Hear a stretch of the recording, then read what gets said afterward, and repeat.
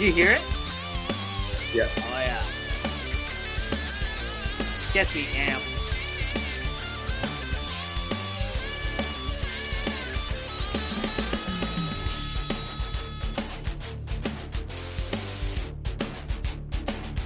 Oh, here it comes. Oh, right there. All right, welcome back to another episode of On the Throne with Dick, and big shout out to Senja Boychuk, for making that amazing intro and outro music there, and you can find him on all the socials, just killing it everywhere. And this week we're joined here by Mr. Greg Ryder, and a lot of you probably have heard his songs, especially if you're in Western Canada, Saskatchewan, Alberta area. How's it going, man? I'm doing good, man. How you doing? Man, I am living the dream. I get to go home tomorrow on my days off, so. Beauty. Where are you? So you're working. Oh, you're at work right now. I'm at work right now. Yeah, I'm in a hotel right now in North Battleford, Saskatchewan. Pretty close to Humboldt there. Pretty close to Humboldt. Yeah, absolutely. Yeah. Actually, Highway 35 is a couple years before the tragedy that happened there. Back it up a little bit. In the summertime, I do road construction. Yep. And I run equipment and yada yada yada. And in the wintertime, I work in the oil and gas industry on a vac truck and chase rigs around.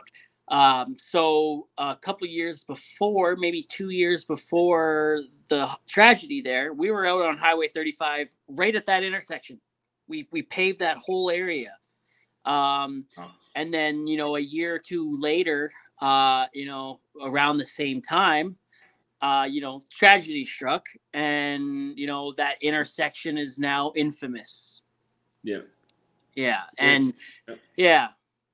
It's like one of those moments when something happens, you remember exactly where you were. It's right up there for me with 9/11. I remember exactly where I was and what I was doing when I heard about it. And you played hockey, right? Yeah. You played on a team. Yep. So you know what it's like taking that bus, and you know what it's like being a part of a brotherhood, and what those boys, the survivors, what the survivors are, what they're missing, or what they were missing, and probably will be missing for the rest of their life. So for sure, man. Yeah. I still remember where I was. I was living down in Nashville at that point, and I remember just going on my computer that day of and just seeing like Facebook just flooded with rest in peace, prayers for Humboldt. And I was like, what's Humboldt? And I was like, what's Humboldt? And I just started looking around because I'm from the East. I didn't ever heard of that town or anything. And then just started doing research. And I was just blown away by what happened there. And that's when it never crossed me to ever write a song. It never did that. But then my aunt actually called me a couple days later, and she said, so I'm guessing you heard about what happened in Humboldt. And I said, yeah, like I've been reading about it for the last couple of days. And she said, would you ever want to write a song for that? And I was like, I don't even know where I'd begin. Like, that feels almost too big. Like at that point, I wasn't writing about serious things. I was like trying to do more of the Nashville kind of more country pop, kind of like writing about the generic stuff. And I didn't really get into the nitty gritty of like deep songwriting. So I almost felt like I wasn't cut out, and I didn't believe in myself enough as a songwriter to take on something that big. And, by the grace of God and just allowing me, like I found a melody in my head. And, I talked to a friend that's never played a hockey game in his life. And he's like, you might have to explain to me all of what like the things that go on, like a red line, a blue line. He didn't know any of that. So I explained to him the game of hockey, and then we sat there and we just crafted line by line. We just sat there and we came up with 16 Sticks. It's an incredible song, and I think it's become like one with that event. You know what I mean? Like when you think of the Humboldt Broncos, right? You think of, everything that was lost, but then you think of immediately, like 16 Sticks comes to your mind, and you just start like humming it or singing it out, right? Like I was I was singing it today because I came across one of your videos there about, one of your buddies told you, hey, stop doing quality, right? And start doing relatable stuff, like quantity, right? And I said I didn't do my homework, and I still haven't. It was just a video I fresh in my mind from this afternoon, and yeah, you were just like, damn, relatable stuff. Why you were trying to pump out quality, right? And Yeah. instead of pumping out a lot of stuff, you had one or two things that were like, yeah, this is good, but where's more, right? So I was trying to put on and I think that's the problem you get stuck in this industry is that you feel like you have to put all of your work into one song, and it's like, man, I've got freaking songs and songs and songs about like my life and my mistakes, and like I lived a lot of life. Like I've lived a big experiences. Like I've done some things that people couldn't even imagine. I just traveled and I did it and I went after it. So I've got so much to draw from. It's not like I'm just a small town boy that just, worked a job and moved to Nashville and didn't really have much happen. Like I have so much to draw from. So I have all these songs. So I'm like, how am I going to pick one, spend all this money on one song, push it, and then try and keep pushing this up this hill? And this mentor of mine was like, Greg, like you're 90% there. Like you have all the makings to be a hit singer, a songwriter and singer. It's just like you are just waiting for this so-called all this money to come in so you can then start to like pile up these songs. He's like, work with the budget you have and just get some songs out, and people are going to start to really gravitate towards your songwriting approach and how like I like to write about simple things that people can relate to. Yep. And that's huge. Hold on, I gotta put my phone on do not disturb here. Okay. Yeah, no, that's huge. And I can relate. Oh, where'd you go? I can relate to that in the form of making TikToks and podcasts, right? Like, you can pump out all the shit you want, but if it's not relatable, no one's gonna care, right? You can pump out 100 videos and they're not gonna go anywhere. But if you pump out, 100 videos that are relatable, or not even 100, if you pump out 100 videos and 80 of them are relatable, that's where you get your followers, right? That's where you're gonna get the people like hitting that follow button and being like, I like this guy, right? And that's TikTok is a beast, man. Like I think I've gone in waves with it. Like I started back in the pandemic, and I started this whole different alter ego. Like I had this thing called Joe Crider, where like I put on this Canadian hat and did like a Canadian accent. And if you go way down on my TikTok, you'll find that random shit. But then I was like, you know what? I think I'm making myself too goofy, and I almost wanted to be taken a little more serious as a songwriter. So then I almost just completely recycled that. And then I started moving into like more of like my actual like songs and stuff like that.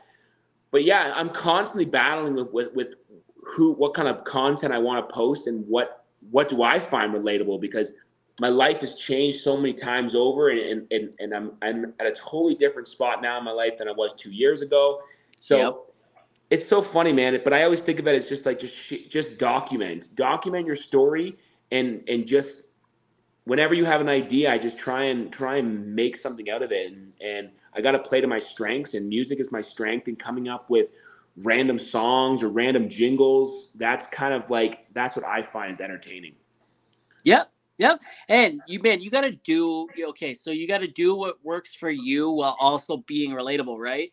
So like, there's always going to be someone that relates to you, right?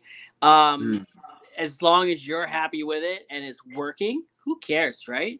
And that's huge. Like you said, because I've seen a lot of your videos. Like you said, right? You wanted to go to Nashville to be your stereotypical artist, country music artist, right? That didn't work out for you. That wasn't who you were. That wasn't in the cards, right? You wanted to be someone that you're not. 100%, man. And that's what I'm really channeling right now. And it's like, it's taken me a while to like once I moved out to Alberta and I started to really just realize that I want to be a brand rather than a product. And I realized that Nashville is just filled with products. Like they're just walking puppets in my eyes, and and like they'll do anything that the label tells them to. Like I'm not like that. Like I don't like taking direction, and I just felt like it wasn't a town for me.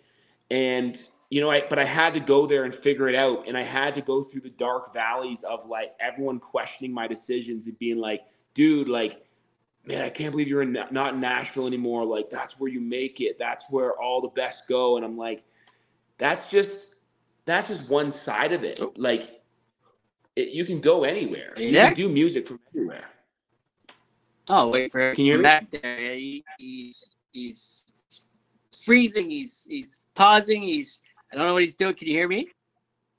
Hold on. Yeah. Let me take off my Wi-Fi. Maybe it's my Wi-Fi.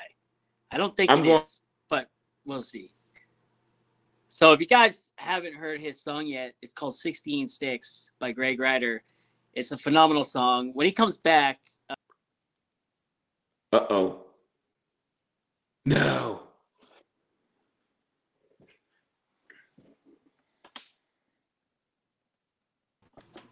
Oh, man. What's up, man? Hey. Hey. Is that better? better? I don't know what happened there. I don't know what happened there. That was weird. Yeah, I don't know either. It was my. Can you hear me? Oh yeah, you can. Yeah, I can hear you. But yeah, I forget where we leave off. Oh no.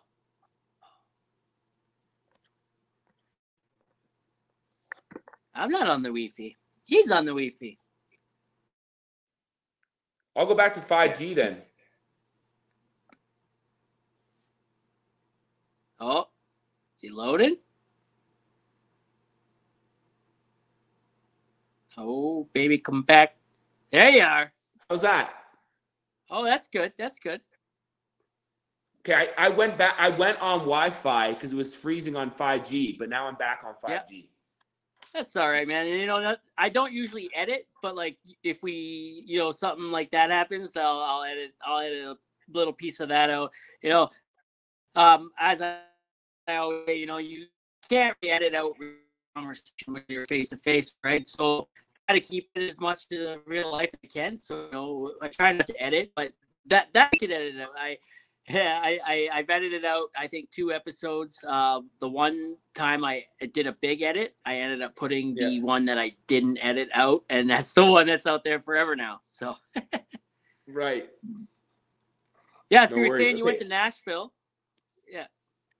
Yeah, so went to Nashville, man, and I just think that it taught me so much. Like I do not regret any of my time spent in Nashville because I went down there with no really idea of if I even wanted to do music full time. And, my story is very, very unique how, I moved to the Cayman Islands when I was 26 to be a bartender.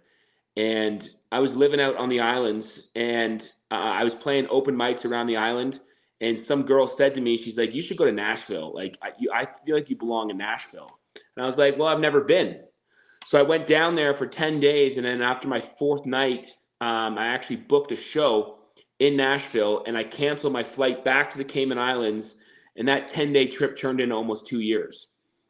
And it's like my whole life I never had a plan of ever living in Nashville. Like I thought Nashville was always cool, but I never thought I'd ever live there.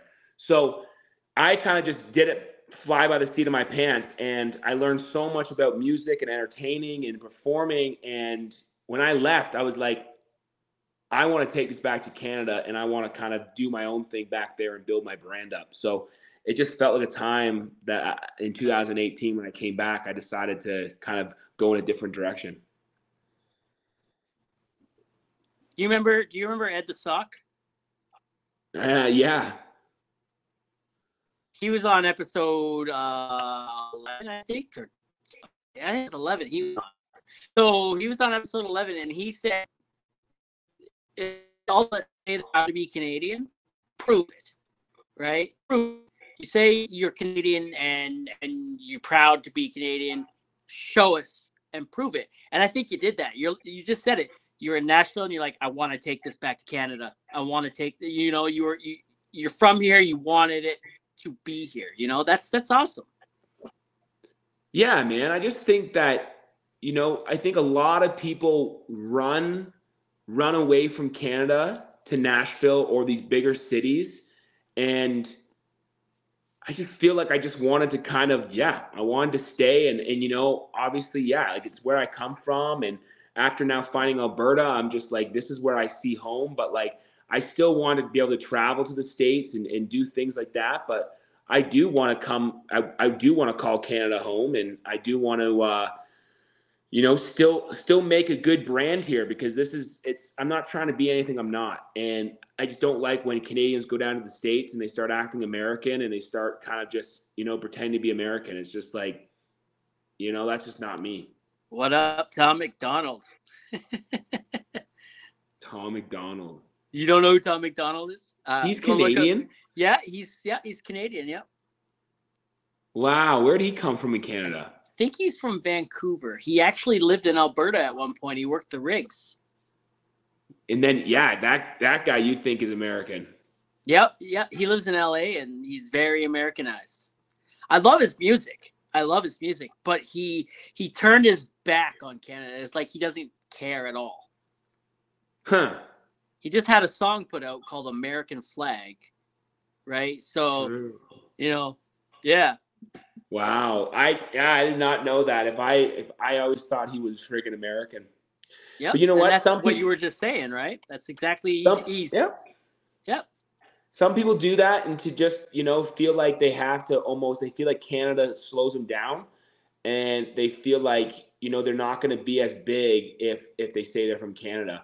And it depends what your goals are. It depends on what you want to be. If you want to be just a big household name, and for me, it's more about what am I trying to do with my music. Like I'm very passionate about helping people in like mental health and being very vulnerable about my story and mine. Like I'm an open book when it comes to that stuff. And like,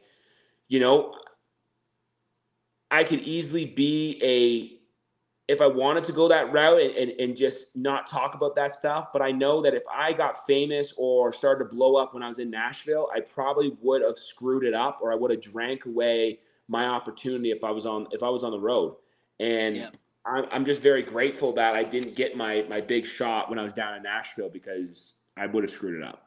Yeah, you were saying like you suffered a little bit of mental health while you're there, and maybe you didn't dive too much into like your substances or your substance of choice, but like you kind of just said it. You were into the drink, right? So.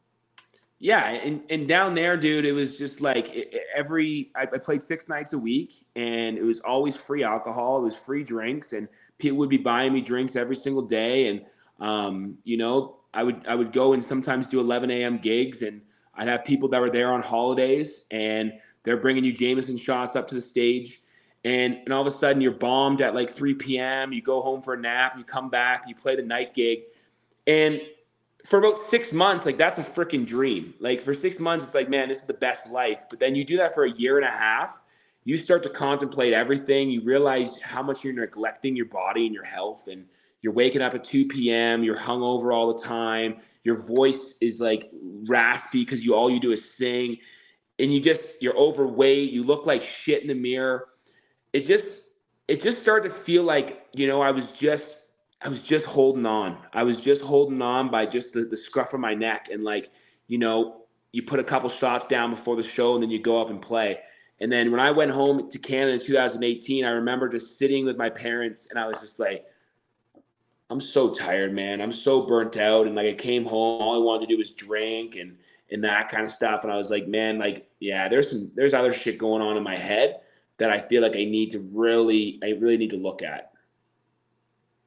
Yeah. So what made you start? Because you did a like high school tour, right? Like 90 high schools or whatever it was. Yeah.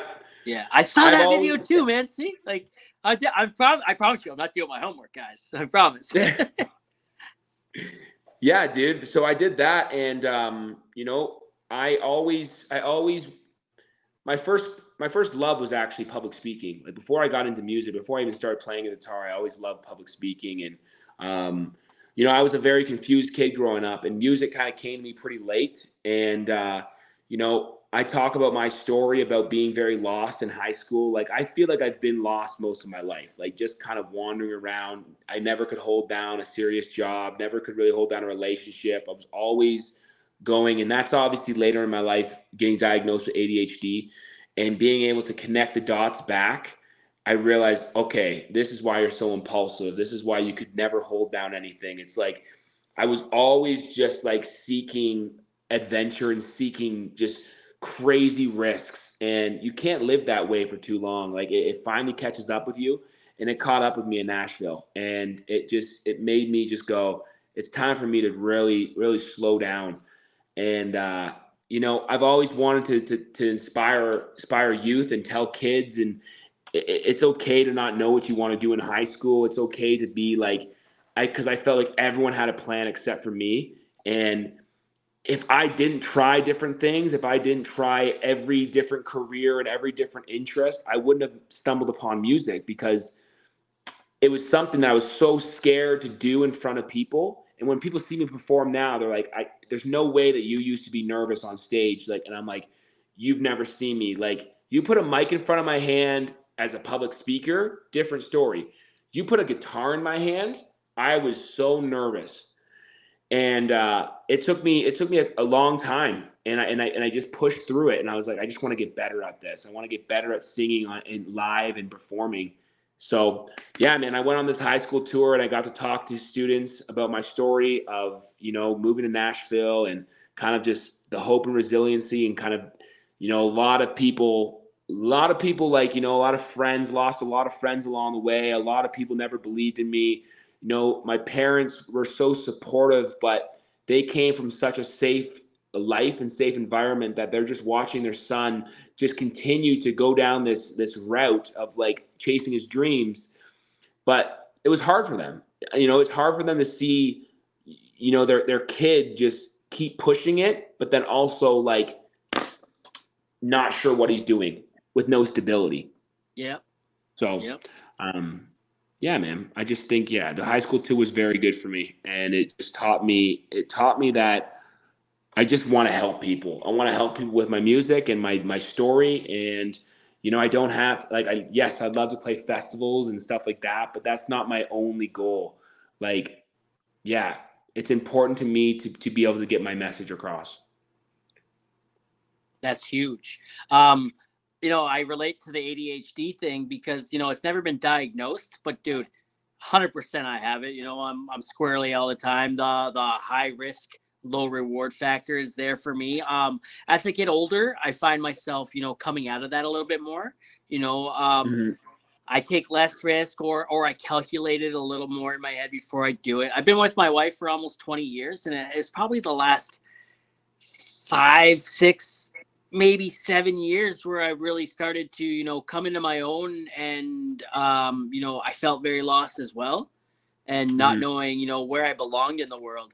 And, I'd say when I had my oldest daughter, she'll be 6 this year. It started to change for me as well.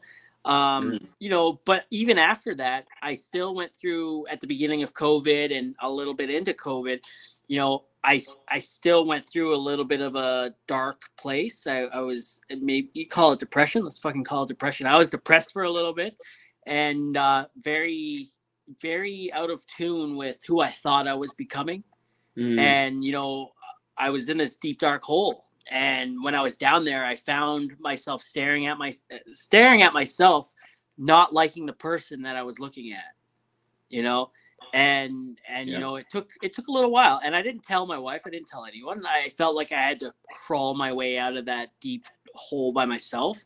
And when I emerged from that hole, I found a newfound sense of self, a newfound sense of self, and I found, kind of sort of who I am, and I think that's made me a better father and a better husband, really honest.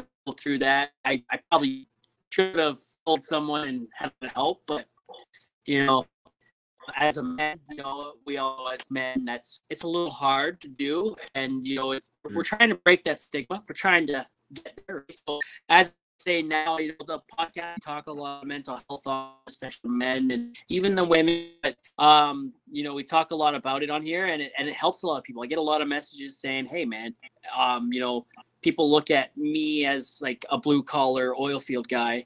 And that's supposed to mean, I'm an alpha male or something, or I'm big and I'm, I don't think that at all. But they look at it that way, and they're like, hey, thanks for talking about it, because if you can do it, I can too, right? And I leave that my inbox open for those people all the time. Message me anytime you want. If you want to talk, let's talk. If you want someone to listen, I'll listen. So that's huge, dude. And I think, yeah, man, I think definitely the construction and the, definitely out here in Alberta, man, it's like something that I'm picking up on. And, I'm doing a golf tournament on August 10th. So next Thursday, and we're raising money for mental health. And, I just want to do my part to just continue to raise conversation. And like, yeah, just like you said, man, just climbing out of that hole by yourself. It's so tough. It's so difficult to pull yourself out of that hole. And, obviously, like, not everyone makes it out. And, there's a lot of stories of men's suicide, and, especially in these small towns, man, like, I hear about it all the time. And it's so sad that to hear that, these men are just struggling in silence, and they get to a point where, yeah, they think the only way out is this. And they leave behind families and kids, and it's horrible to see, man. And it's just like, yeah, I can just relate to the average man that just doesn't feels so lost, and feels like he's not getting to where he wants to get to, and just putting yourself in the self-doubt and escaping through substances, and realizing it's just like, yeah, that stuff's not helping. It's like you have to go clean. You have to knock the distractions off, and you have to fight through this shit sober. And sitting with your demons sober is one of the freaking toughest things. But like, like sometimes that's the only way to do it. I don't do drugs, and I don't drink, right? And I've never done drugs, and I think the last time I had a drink, and I mean by a drink, I mean a cap full, if followed by like a half a bottle of like Coke or Pepsi. A couple weeks ago, I had a drink, but like, I don't drink and I don't do any of that because I watched my dad. My dad was an alcoholic, and he suffered from mental health, and that which he took out on the whole family. You know what I mean? And which is where mine stems from. Childhood trauma, right? So I and my wife, same thing. Parents alcoholics, had bad mental health and didn't know how to deal with it, and went down that route. So we're breaking the cycle. Both of us we're a little bit hurt, I guess, inside. We're going through it, and we both don't drink, and we both don't do any kind of drugs. I think we had our first edible last summer, right? And we're in our mid-30s, right? So like, she's like, "Do you want to try an edible?" I'm like, "Yeah, I do. I just kind of wanted to do it with you forever." And she's got super bad anxiety. And she said when she took that edible, for the first time in her life, the voices were gone. Wow. Yeah, and now we got to be careful with that, right? Because what does that signal now, right? Because it's a whole new piece for her. What comes next? More, right? And so we had to have that talk. We had to discuss what this means, and how, like, hey, this isn't a medicine. This is just, hey, we're having a good time. We tried one. We're in our mid-30s. We're kind of behind the eight ball, I guess you could say. And so we tried it, and that was it. We have a whole pack of them still in the cupboard at home. Yeah. No, it's just wild, trying to break that vicious family cycle, and it's difficult. It really is. There's times where, I work sometimes 120 hours a week, sometimes more. Right. And, I'm on call 24/7. I could be in a rig tank at 2 o'clock in the morning cleaning it out, and I go back. I get like 2 hours of sleep. I get called back out to work. Time to go again. Try raw dogging the shit out of that. Yeah. Right. Yeah. Try raw dogging that. I understand. I understand how people in the blue collar industry and the oil field, I understand how they get wrapped up into the substances. I don't think it's right, but I get it. I get it. Right. It's hard to function at a high level like that on a lack of sleep all for a long period of time. I understand that. There are better ways around it. 100%, but I understand, 100%. It's that's the thing. You have to be like yeah. And like I said, I quit drinking now. It's coming up on 2 years, and congratulations. It's tough, man. Thank you. And it's just tough to see people just going through it in the middle of it, and it's an identity, man, and it's tough when you're trapped in it. It doesn't feel like there's any way out, and I quit drinking, and obviously, like my past is like that too. My dad always told me, he's like, drink to have fun, don't drink to get drunk. But then I'd see him drunk, and then he'd be like, I'm having fun, and I'm like, you guy, you got me with that one. So I grew up in a culture where drinking was just very accepted, and it almost felt like that's what everyone did. Like everyone got wasted on weekends, and and that was my life, man.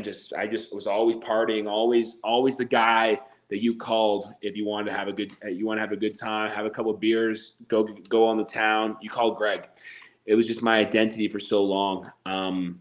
So kind of removing that identity from me was definitely tricky, but I'm definitely very proud of how far I've come.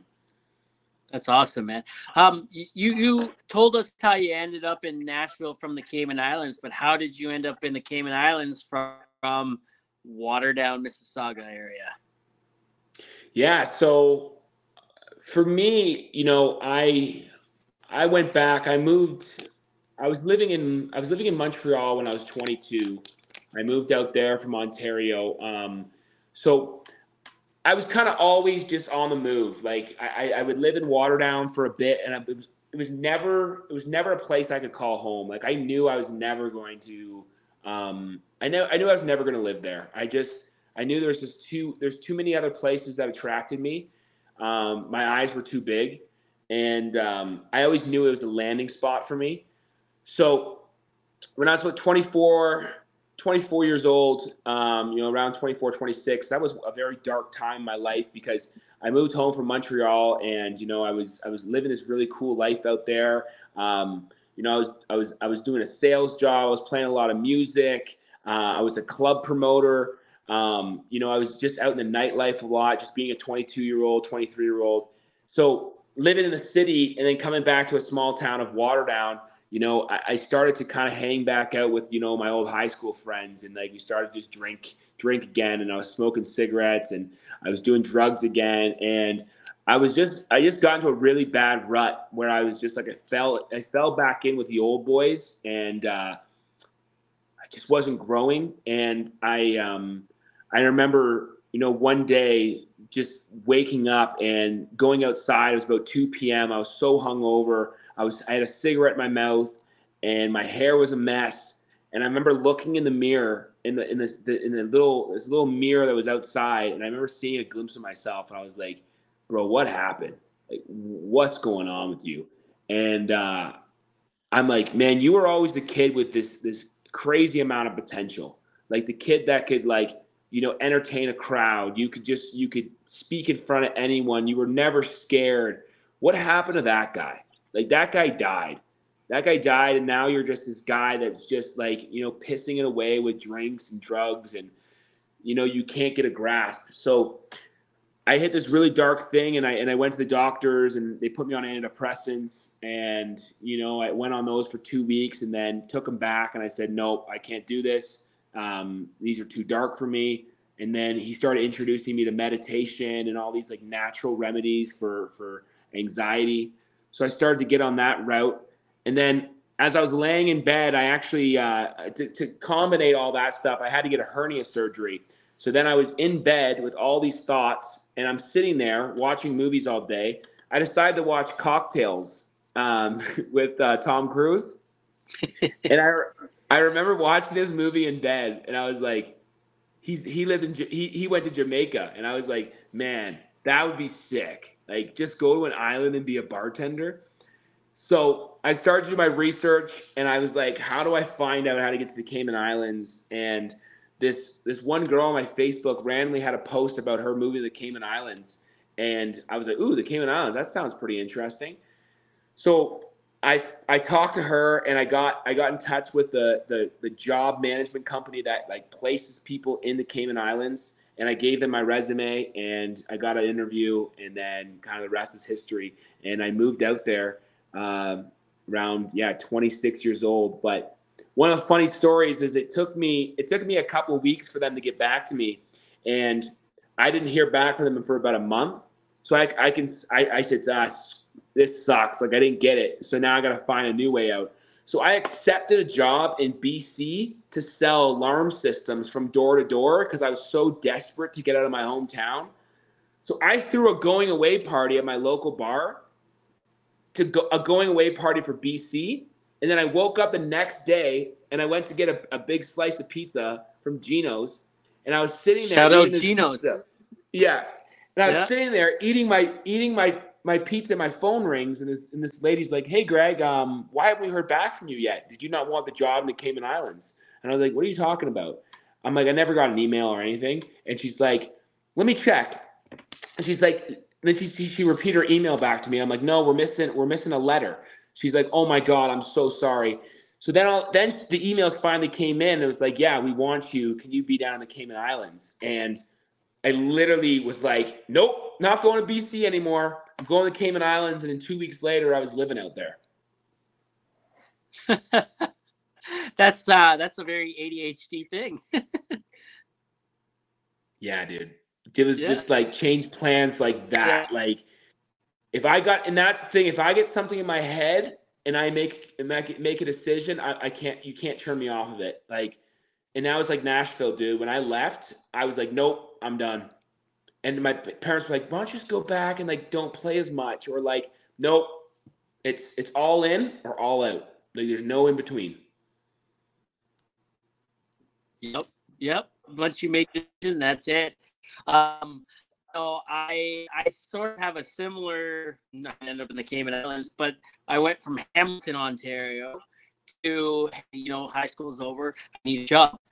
Started applying. Yep. Oh, no, we didn't apply, actually. My wife had family out in Vancouver area, Port Coquitlam. Yeah. Port Moody, actually. So we went out there, and I didn't have a job lined up. So I spent the first week I was there looking for work, and it was not hard to find it. They were building for the 2010 Olympics. So we started, I started working anywhere I could, and nothing I seemed to get I liked.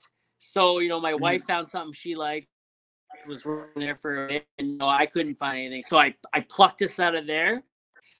We applied for a place in Banff, a resort. We went there to work. We were there for a couple months. I'm not a housekeeper or a handyman, so that didn't work out for us.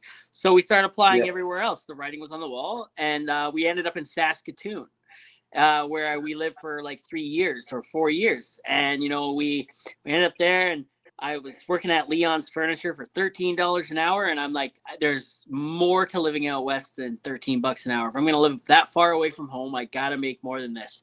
Ran into a guy who worked in the oil field. We talked. I got all my tickets. Within a month, I think it was. I was out in the oil patch living in Saskatoon. Decided that, okay, how did that go? Saskatoon. We went back to Ontario, and I flew back and forth after a while. And then it's like, Hamilton is just not for us. It was a landing spot. Right? I can't be here. So we went to Hamilton. From Hamilton, we went to Edmonton. We lived in Edmonton for 6 years. Yeah. And after about 6 years, I'm like, hey, where are we going now? We're either going to Calgary or we're going home. So we went back to Ontario, right before COVID. And so we were in the same place during COVID. Yeah. So for COVID, ended up back in Hamilton.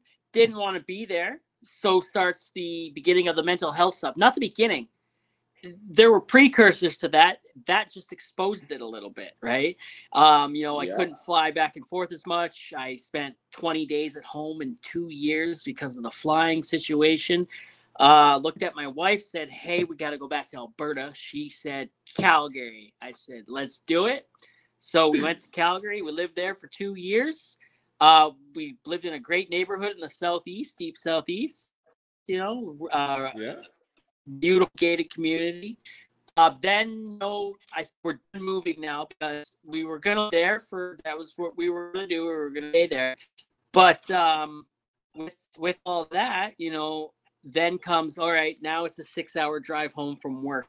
And if I'm working around Edmonton, I got to find a place to stay that night. So we started spending every weekend in Edmonton and, getting Airbnbs and stuff like that. And it became expensive. So I'm like, hey, let's move back to Edmonton. It makes more sense. The wife's like, okay. We've been back in Edmonton for a month. Right. And, yeah, dude, that's a good little story as well. That's where we're going to stay. How bad was living in Ontario during the pandemic? Man, honestly, I was there, but I heard lots of things, right? So, I'd go home to visit for like 3 days and I'd have to wear the mask the whole time. And it was like, oh, this sucks, right? There, you couldn't go to a restaurant. Yeah. Alberta was wide open, right? And, it was Saskatchewan brutal. was wide open. Yep. Yeah, I don't know how people did it, man. I don't know how people did it in Ontario. Like, I'm so grateful for, my song 16 Sticks, because that's the song that got me out of Ontario. I flew out here during about 2021, end of 2021. I flew out here to do a fundraising event in Edmonton, actually, in St. Albert. And I actually, I went out here for a week, and I was like, man, I was just talking to people. I'm like, these are my people out here. They're not afraid to talk a bit, not afraid to speak their mind. The COVID conversation was much different. There was more hope under people's breaths. It wasn't like in Ontario, it was just like, oh, this is the new way of life. This is what we're going to be like. This is life. And in Alberta, it's like, no, this shit's ending soon. Don't worry. We're getting back to life soon. I'm like, yes. Yep. There's hope. And went back to Ontario for about a month, and I was like, nope, this ain't for me. I got to get out as fast as I can. Yep. Is that when freedom in the country, how that came about? Yeah, that came about. It was really, I was living in Calgary at the point. So I spent about 3 months in St. Albert. Then I moved to Calgary. I was living in the Northeast, just barely just scraping by. It was I was it was a tough time. It was a tough time again because, I drank for a bit. And then on October 12th, 2021, I quit alcohol, and it was tough, man. I didn't really leave the house much. I was very I stayed home a lot. I was training. I did a lot of exercise though, which really helped me. I was running a lot, and I was getting back in my fitness. But I just stayed away from a lot of things. But then, when the convoy started, I sat there at my computer, and again, I swear I don't come up with these ideas by myself. People usually tell me to write songs about this, and then that usually sparks my creativity, and I write it. And same thing, an old friend of mine called me and was like, you need to write a song about the Freedom Convoy. And I was like, no, I don't even know what I'd say. And then again, it just happens, man. It all of a sudden it becomes everything I think about. And then I had more confidence in myself because of 16 Sticks. And I'm like, I know I could probably write something if I really put my brain to it. And I called my friend from Nashville, Carly Teft, and I told her that I had this big song idea. and we should write it. And we jumped on a Skype call that day and just started writing it. That's awesome. I love how that happens. I made a video for TikTok, sort of like that. I was live on TikTok, and I was in a hotel in Meadow Lake, Saskatchewan, and you know how sometimes you open up the drawer, the Bible in there, you shake it, $20 bill pops out or $5 bill or whatever, and like it'd be weird if it happened right now, right? And then we started coming up with an idea. It formed in the live. And Jesus's yearbook, and I should sign it and whatnot, and I can't remember all the specifics, but I turned it into video. I got off live right away. Like there was like 20 people in there feed me this idea. I get off live right away. I put parts of every idea into a video, post it right away. It had like a couple 100,000 views. It was funny. That's awesome. So what was it? It was like, there's money in the Bible. Yeah, I was like, all right, so here I am in this hotel room, and sometimes like you open it, you flip the Bible around, or you open the Bible and money comes out. Well, I opened the Bible, but I was really violent with it, and then I over my shoulder, no money in there. Right. And then it'd be like, maybe somebody wrote something here. And then I opened it and someone had actually written something in the front, like their name or something. And I'm like, oh, look, someone signed their name. So I'm like, I'm going to sign Jesus's yearbook too. So then I started signing my name in it. I showed that I signed my name in it and I put it back. And there was just a bunch of controversial things that happened in that video by, first of all, throwing the Bible over my shoulder.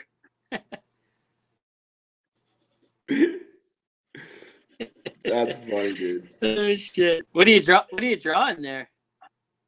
I don't know. I just do. This is my ADHD doodle. Yeah. I do that. Hey, I love that. Just doodling. How old are you? 33. 33. We're pretty much. I'm 34. So you're 33. Yeah. So, like, do you ever spend any time in Hamilton at all? Like, I definitely, like growing up, like that was my place to go out. Like we'd spend a lot of time in Hess, and Hess Village was our bars. That's what we used to go down to. And yeah, dude, man, I spent some time in Hamilton for sure. What about roller gardens? Oh, what was that? Sorry. What about roller gardens? No, it wasn't there for roller gardens. Oh man, dude, that was the place to be on like, a Friday, Saturday night for sure. But I went every night of the week. I used to sell Pokemon cards just to be able to go every night. Right? It was wild. I'd use the Pokemon as currency. It was crazy. Is this where your conversation with OJ, that OJ guy? What's it with the Canadian rapper? That's where your conversation started to branch off. OGR Scintilla. Yeah.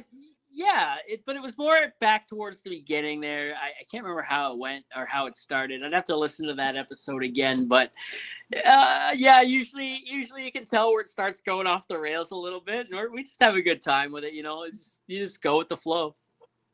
I gotta collaborate with that guy. We gotta write some Canadian banger. Do it. Reach out to him. I'll tag him when I post the teaser trailers. I'll tag him and tell him. Actually, I'll just text him. I'll text him when I get off this, man. Like OGR and I are buds now. We're bros. So love it. Yeah, man. Love it, man. Be like, you need to team up with Greg Ryder and come up with some Canadian banger. Is he from Alberta? Yeah, he lives down south of you. Actually, he lives. You know where Oyen Town and all that are. Where? He lives south of Medicine Hat. Oh, he's Medicine Hat. Okay. Oh, south of there. Yeah, south of there. Yeah, no, cool. He's a good old Southern Alberta boy for sure. Cool. That's awesome to hear, man. Yeah. No, he's got some. I feel like me and him were like when he was really new on TikTok, like he was doing the Canadian Toque thing and I was doing the Canadian Toque thing. I probably took that from him, to be honest, way back in the day. But yeah, it was working for us. It was working for me for a bit, and I was just, yeah, it was funny, man. It was just like I was just doing a Canadian accent and just really going off of it, and he just stuck with it. Like he just kept rolling with it. Yep. Hey, if it works, keep on doing it. Take it to the I grave. know that's the advice I should have took with Joe Kreiner. I stopped doing that. Well, it's never too late to fire it back up again. It's true. Hey, so do you think you could play 16 sticks for us on one of your guitars you got in the background there? Yeah, absolutely.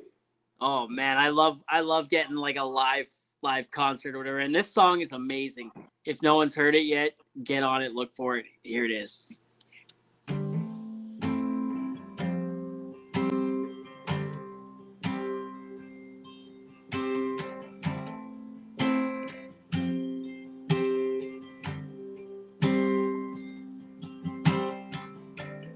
Know how it feels to stand on that blue line,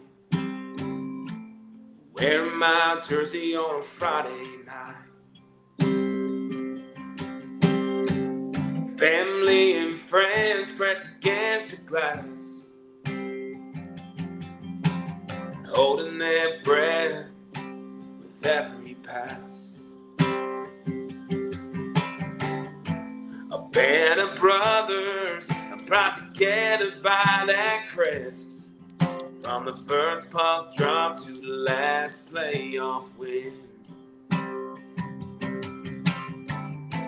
And that all changed on a cold Saskatchewan night, around Highway 10 on Highway 35. There will always be 66 laying at center ice, picking signs, frozen in time with the benders high until it's wrapped in light. There will always be 16 trees that get carried on with yellow and green, through every heartbreak loss, every hometown win.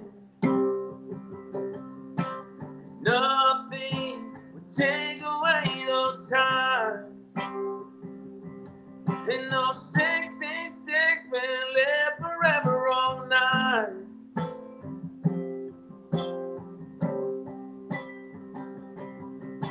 60 minutes at the end of the week, they will humble you to see and believe.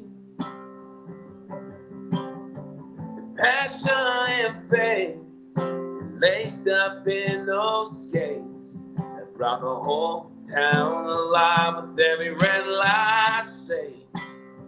'Cause there will always be 66 laying at center ice, picking signs, frozen in time with the benders high until it's wrapped in light. 'Cause there will always be 16 trees that get carried on, but yellow and green, through every heartbreak loss and every hometown win. 'Cause nothing would take away those times, and those 66 will live forever all night.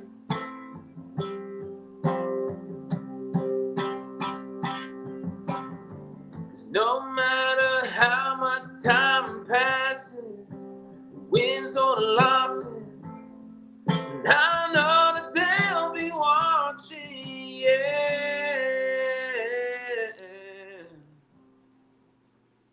There will always be 66 laying at center ice, the picket signs, frozen in time where the banners high until it's wrapped in light.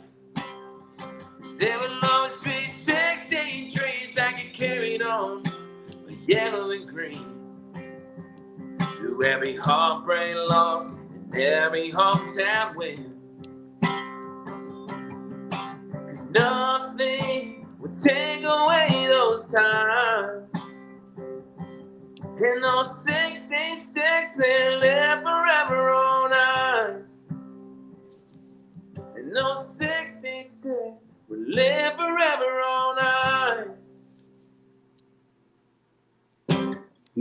Man, that's beautiful. That is beautiful. Well done. Thank you. Yeah, Man. How long did it take you to write that? I'd probably say with like corrections and stuff like that, probably like a good 6 hours. Nice. That's huge. I thought you were gonna say 6 days. It makes sense, but 6 hours. No, I work pretty fast. I usually get a very good like first draft down, and then it just comes down to just like fine tuning. But like, yeah, you're always working on it. You're always, but yeah, it got to a point where I was like, it was a quick one. Once I got the melody down, once I had the meaning behind it, once I had what I wanted to say with it, it started to kind of fall out. I know OGR said when he was on the podcast, he said he used to be a good writer. Being a good writer wasn't enough. You had to be fast, right? You had to ride the momentum of whatever it is that you were doing, right? And you had to be good, but then you had to get fast, be good and fast, right? And pump that out, right? And so he would write a little bit, go do something else, come back, write the rest of it. He could have one out in a couple hours. Yeah. That's incredible. Yeah, no, man. I'd love to chat with him about his songwriting, and I think that's where I'm at right now, dude. Like, I've got to find a way to go like that. I need to really just channel the songwriting and just get quick and fast and start putting out stuff, because the more stuff I put out, the more stuff it has a bigger chance of just like grabbing a hold of it. And that's why I want to jump in the studio. I found this producer that's going to give me a really good deal and a good discount, and I'm just going to go and just get some songs going, because I've been sitting on some of these songs for 5 years, and it's like I need to start getting some material out. You absolutely do. So when you wrote 16 Sticks, you went to Humboldt and you sat in the locker room, right? I saw that picture or that video. Did you get to meet any of the players? I met Caleb. I met that's the only one I met of that team. But the coolest part, man, was meeting the families. Like, I'm good friends with a couple of the families now that lost their sons, and one of the most amazing performances that I'll never forget was when I got to go to Chris Joseph's house, which is a former Edmonton Oiler, and he lost his son, and he invited me over for a barbecue and had 4 of the families there, and we all sat around and just ate barbecue. And then at the end of the night, he said, "If you want to play 16 Sticks, we'd love to hear it." And I got to play that song for their families. That's huge. Yeah. Yeah. So Caleb's taken an interesting journey since then, eh? He's at the University of Toronto. He wrote a book, Crossroads. Incredible book. Incredible book. Caleb is actually coming on the podcast. We've talked to him. We're trying to work it out. He's a busy guy, right? So, we've been messaging back and forth. I've had to put it in his calendar. We're actually supposed to do it on July 19th, but I got busy that day, and we're just in the works of rescheduling. So it's got to be something I think I do when I'm at home on days off, so work doesn't get in the way. Right. How many podcasts have you done now?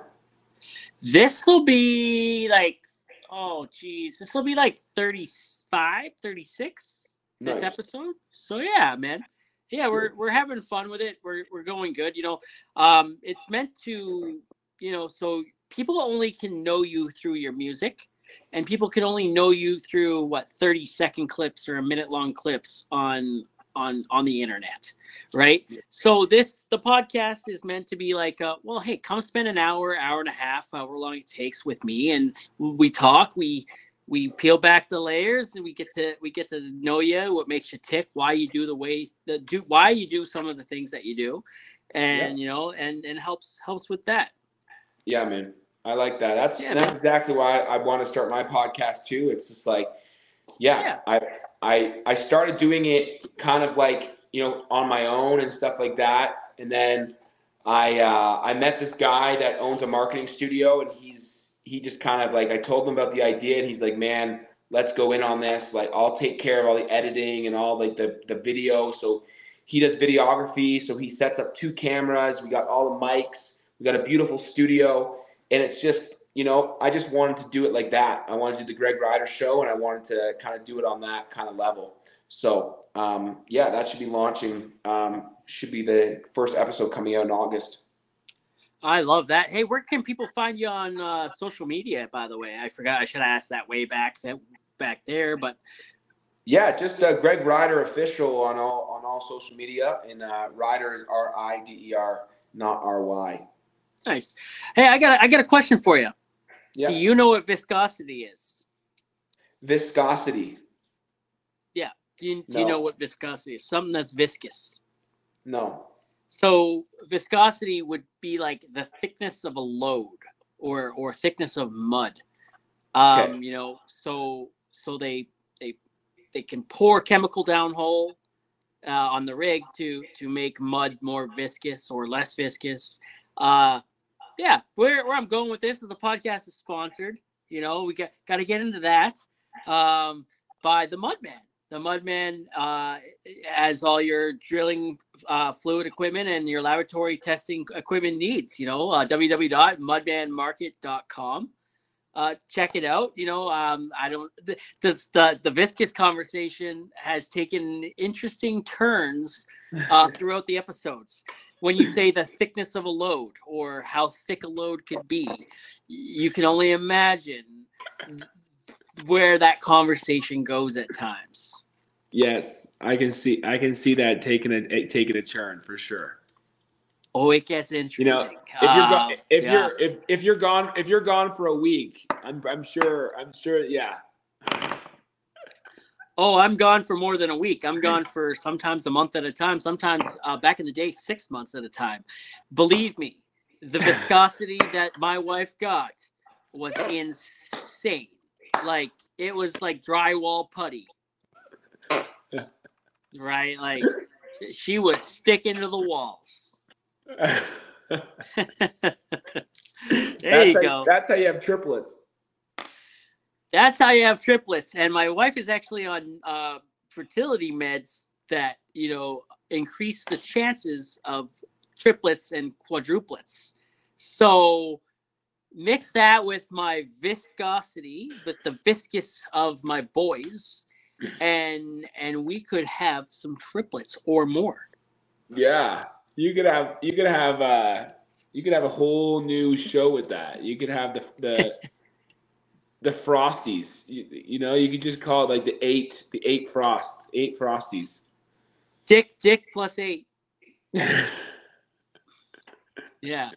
Go. We call my kids the Frostlings right now. So they're the Frostlings. So, there's 2 of them. It's a great name. Good branding name. Dick Hell Frost. yeah, man. Come on. Yeah, well, that's not your real name. Look at my shirt. I saw that. Only Frost. Only Frost, man.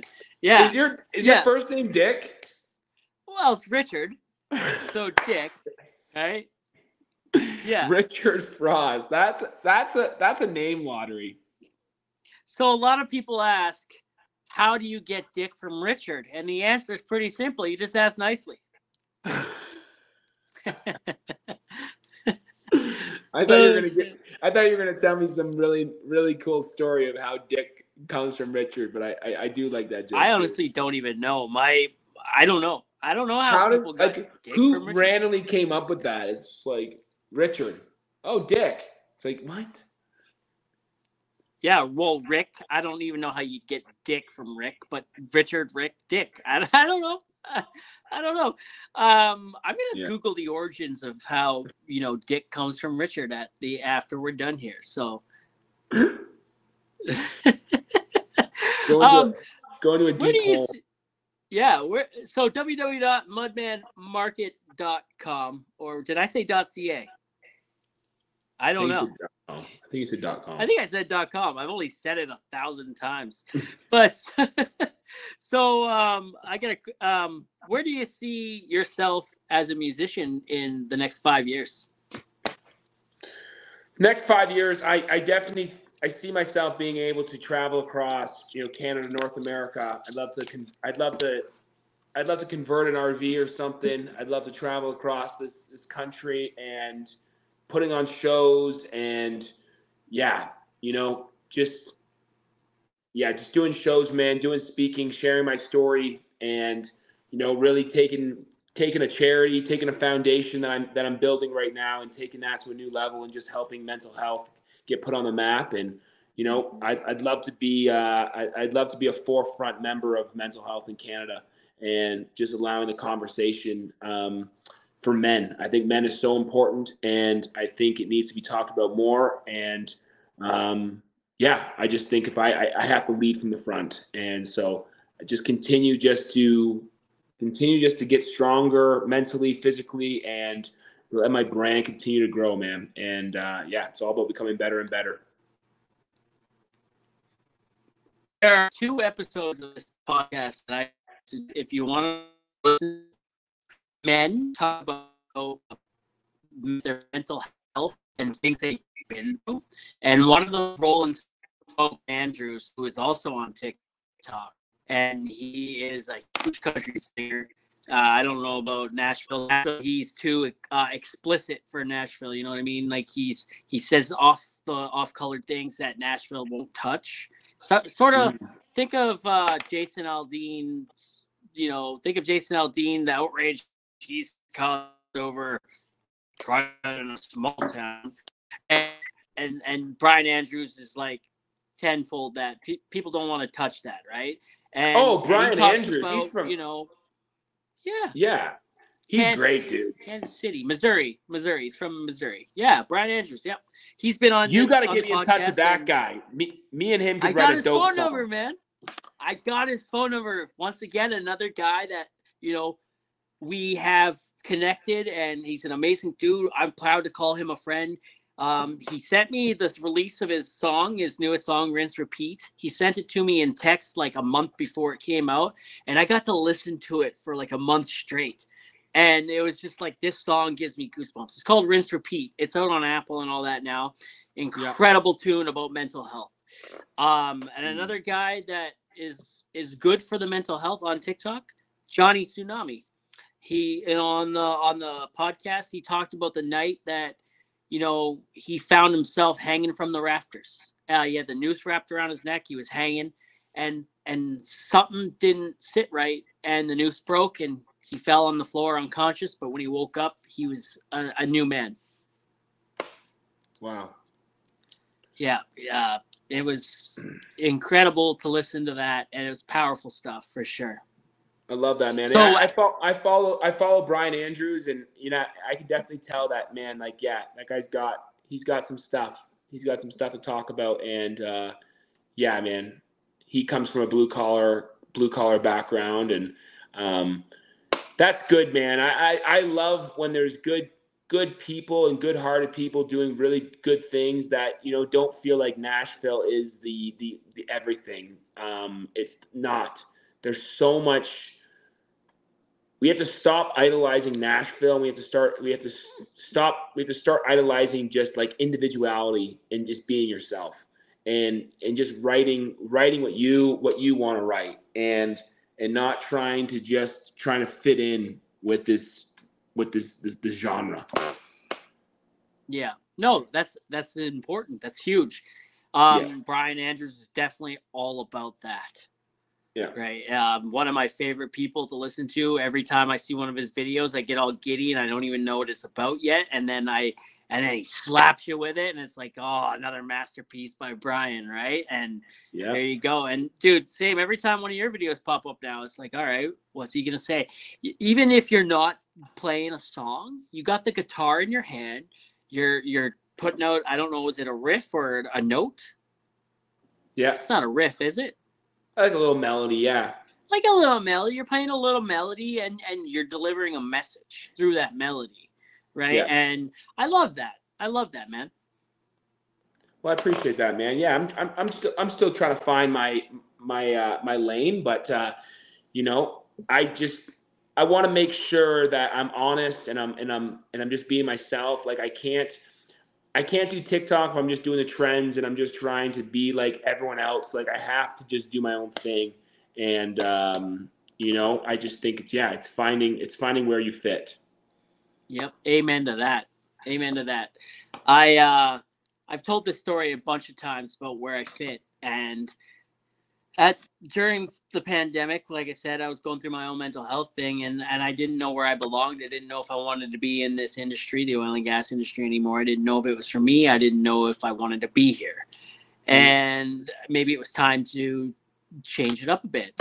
And I started the TikTok thing, and I became a part of the Alberta-wide or the Canada-wide oil and gas industry, right? And I got to see everyone in the industry come together. And then as I got bigger, it became part of the North American oil and gas industry. And then as it got bigger, I became part of the worldwide picture of the oil and gas industry. And I got to see everyone from all over the globe in this industry come together and kind of unite. Our industry is looked at as dirty. It's looked at as not good for the environment. It's looked at as an eyesore. And to watch people come together and try to change how people view us and shine a big light onto our industry, it's been beautiful. And through that, I was reunited with my love for the industry. Yeah, it was beautiful.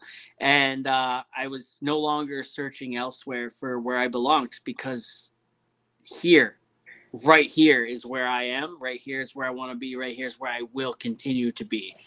I don't know if we can call it a fight, but for the lack of a better word, fighting the good fight to bring a positive light to a dark and gloomy industry, I guess. Love that. Be the coffee bean. Be the coffee bean. I love that. I love it. You got to listen to a guy named Damon West. Go look up Damon West and hear his story, man. This guy's all about. He went to prison, and it's all about being the coffee bean. And I'll quickly say that he had a mentor in prison that taught him this very important thing. And he said, "I've got a pot of water, and I'll give you. There's 3 different things. I'm gonna drop each one in, and you tell me what happens." So he's like, you can drop a carrot in. What happens when you drop a carrot into hot water? It's going to become soft. He's like, there's people in prison that once they get in jail, they turn soft. And these are the people that get taken advantage of and are become like, everyone's bitch and stuff like that. Then there's the egg. You drop an egg in hot water, you get hardened inside, and your heart becomes hard, and you join the gangs, and you just become a different person, and you can't be healed from your heart. And he said, what happens when you drop a coffee bean in? Well, that turns into coffee. So he said, when you're in here, he's like, you got to be a coffee bean. You got to change the people around you. And that was his metaphor for life, man. He's just like, he didn't join a gang. He was an independent in the jail, and he changed the prison around him. And he didn't. And now he's a best-selling motivational speaker and author. And his book called Be a Coffee Bean. And then he also has a book called The Change Agent. But if you can get a hold of him, dude, that'd be a great one for your podcast. I would love that. I had a podcast. I was part of a podcast before, and, we focused on oil and gas, mainly like blue collar. And, it sort of backed us into a corner. And I'm kind of glad that I've gone this route where, if I just want to talk to anybody, if you got a cool story, I want to talk to you, because I stick with mainly blue collar people. There's a lot of blue collar people with a cool story, but there's other people outside of that are doing amazing things, that are incredible people that have a story worth listening to. You know what I mean? Yeah. And so I'm kind of glad that we've gone this way, because I wouldn't have this conversation with you. You're not blue collar. You don't do anything blue collar, right? You're an artist, right? Yeah. Now there are a lot of artists that have been in the blue collar industry before, that or still in it, that are paying for their craft, but you're not in it. You're focusing on being an artist. I'm not, yeah, exactly. And I'm not afraid of hard work. Like I've done a lot of late labor jobs. Like landscaping was always my thing. You know, did a lot of odd jobs, the cement jobs and stuff like that. But yeah, it was always a means to an end. And yeah, I definitely started getting more into sales and stuff like that in my later years. And that's kind of something that just always kind of fit me more was sales and selling myself and yeah, those kind of things. It's amazing, dude. Hey, I'm not gonna keep you too much longer. Usually I like to wrap the show up with one last question here, and it stumps a lot of people. It gets a lot of people, kind of thinking, and that's kind of the point of it. But um, Mount Rushmore has four of the most influential people in North American history on it. Some people say American, but I think North American. So North American history. Um, if you could build a Mount Rushmore with four people that you look up to, or aspire to be, or have inspired you, who would be on it and why? I can see why this stumps people. Yeah, it's a good one, man. It's a good one. I think for me, if it came to Mount Rushmore, I think I'd have to put, people that were just game changers, game changers in their industry or something like that. I don't know, man. I'd have to go with Wayne Gretzky. I put Wayne Gretzky up there for changing the game of hockey. I'd put someone like, I don't know why I even want to say this, but Stephen Curry. For musicians, who would I put up there that's just like a musician that changed it?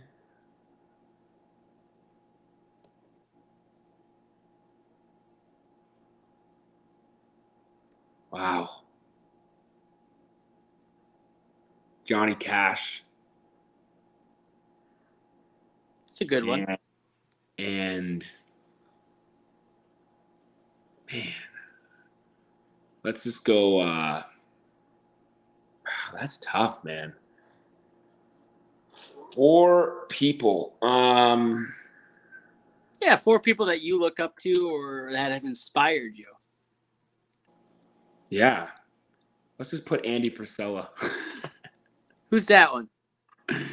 Andy Frisella is the owner of First Form. He's it's just like, yeah, that guy saved me, man. That guy, he created 75 Hard, and he's the guy that, he helped me so much through COVID, man. It was just like, yeah, he just really, his podcast, the Real AF podcast, is one of the most amazing podcasts I've ever listened to, and it's like, I've listened to almost every episode, and there was many dark nights where I would be walking around the neighborhood just listening to his podcast. So yeah, we're gonna put Andy Purcell up there. So what's this podcast called? Real AF. Real AF. Okay, I think I've seen that actually in the the Apple Podcasts, like it's suggested. Yeah, straight dude. Up there with a couple other ones. You gotta listen to that, man. That's a freedom-loving boy. That's a hard-working entrepreneur that built up a incredible multi-million-dollar company, and he's a huge idol of mine. Did we mention yet that we do have a connection? You and I, we do. Good old Chris Barber. Chris Barber. Yes, that guy's a gem, man. It was so funny. When I first started to connect with him, like I had someone warn me. They're like, man, be careful of Chris Barber. He's the most evil man in the face of this planet. And then I got on the phone with him. I'm like, this guy? That's the nicest freaking man I've ever met in my life. Yeah. I had him on the podcast. I've hung out with him. We've talked on the phone for a while. You know, it's just a solid individual. And when I did the podcast with him, a lot of people want him on their shows to talk Freedom Convoy. Yeah. Right? They want that side of him. I got him on, and we didn't even touch on it for the first half an hour.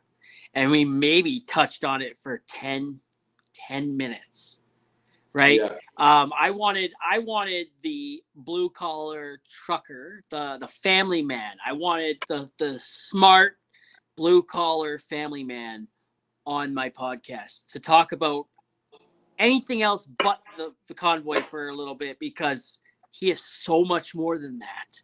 And when you have a conversation with a man, he lays down facts, he enlightens you, he's very intelligent. And then of course we get into the convoy, we talk about it for a couple minutes, and then we moved on, right? And you know, that's what I wanted. I wanted to humanize Chris Barber, because not many people do that.